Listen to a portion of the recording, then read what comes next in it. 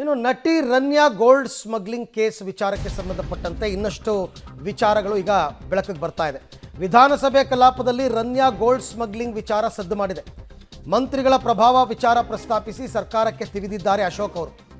ಯಾವ ಸಚಿವರು ಇದ್ದಾರೆ ಅಂತ ಸರ್ಕಾರ ಸ್ಪಷ್ಟೀಕರಣ ಕೊಡ್ತಾ ಇಲ್ಲ. ರನ್ಯಾ ಪ್ರಕರಣದ ಬಗ್ಗೆ ಸರ್ಕಾರ ಚಕಾರ ಎತ್ತುತ್ತಾ ಇಲ್ಲ.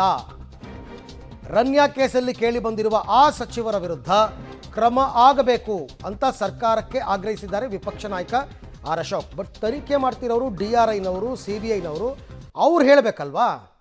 ಸರ್ಕಾರ ಹೆಂಗೆ ಹೇಳುತ್ತೆ ಯಾರು ಶಾಮೀಲಾಗಿದ್ದಾರೆ ಅಂತ? ತನಿಖಾ ಸಂಸ್ಥೆಗಳು ಹೇಳಿದ ಮೇಲೆ ಕ್ರಮ ತಗೊಳ್ಳಿಲ್ಲ ಅಂದರೆ ಆಗ ಅಶೋಕ್ ಅವ್ರ ಮಾತನ್ನು ಒಪ್ಪೋಣ. ಬಟ್ ತನಿಖೆ ಮಾಡಿ ಹೇಳಬೇಕಾಗಿರ್ತಕ್ಕಂಥದ್ದು ತನಿಖಾ ಸಂಸ್ಥೆಗಳು. ಇವರು ಸರ್ಕಾರವನ್ನು ಇಕ್ಕಟ್ಟಿಗೆ ಸಿಕ್ಕಾಕ್ಸೋದಕ್ಕೆ ಈ ರೀತಿ ಒತ್ತಡ ತಂತ್ರವನ್ನು ಅನುಸರಿಸ್ತಾ ಇದ್ದಾರೆ ಅಷ್ಟೇ. ಚಿನ್ನ ಕಳ್ಳ ಸಾಗಾಣಿಕೆದು ಕೂಡ ಮಂತ್ರಿಗಳ ಮೇಲೆ ಬರ್ತಾ ಇದೆ. ಯಾರು ಮಂತ್ರಿಗಳಿದ್ದಾರೆ ಅಂತ ಹೇಳಿ ಸರ್ಕಾರ ಕ್ರಮ ತೆಗೆದುಕೊಳ್ಬೇಕು. ಅದ್ರ ಬಗ್ಗೆನೂ ಏನು ಕ್ಲಾರಿಫಿಕೇಶನ್ನೇ ಇಲ್ಲ. ಯಾರು ಅದ್ರ ಬಗ್ಗೆ ಚಕಾರನೂ ಎತ್ತುತ್ತಾ ಇಲ್ಲ. ಅಂದ್ರೆ ಈ ಸರ್ಕಾರದಲ್ಲಿ ಕಾನೂನು ಸುವ್ಯವಸ್ಥೆ ಇವತ್ತು ಇದೆ ಅಂತ ಅನ್ಸೋ ಅಂತ ಪ್ರಮೇಯನೇ ಕಾಣ್ತಾ ಇಲ್ಲ. ಚಿನ್ನ ಕಳ್ಳ ಸಾಗಾಣಿಕೆದು ಕೂಡ ಮಂತ್ರಿಗಳ ಮೇಲೆ ಬರ್ತಾ ಇದೆ. ಯಾರು ಮಂತ್ರಿಗಳಿದ್ದಾರೆ ಅಂತ ಹೇಳಿ ಸರ್ಕಾರ ಕ್ರಮ ತೆಗೆದುಕೊಳ್ಬೇಕು. ಅದ್ರ ಬಗ್ಗೆನೂ ಏನು ಕ್ಲಾರಿಫಿಕೇಶನ್ನೇ ಇಲ್ಲ. ಯಾರು ಅದ್ರ ಬಗ್ಗೆ ಚಕಾರನೂ ಎತ್ತುತ್ತಾ ಇಲ್ಲ. ಅಂದ್ರೆ ಈ ಸರ್ಕಾರದಲ್ಲಿ ಕಾನೂನು ಸುವ್ಯವಸ್ಥೆ ಇವತ್ತು ಇದೆ ಅಂತ ಅನ್ಸೋ ಅಂತ ಪ್ರಮೇಯನೇ ಕಾಣ್ತಾ ಇಲ್ಲ.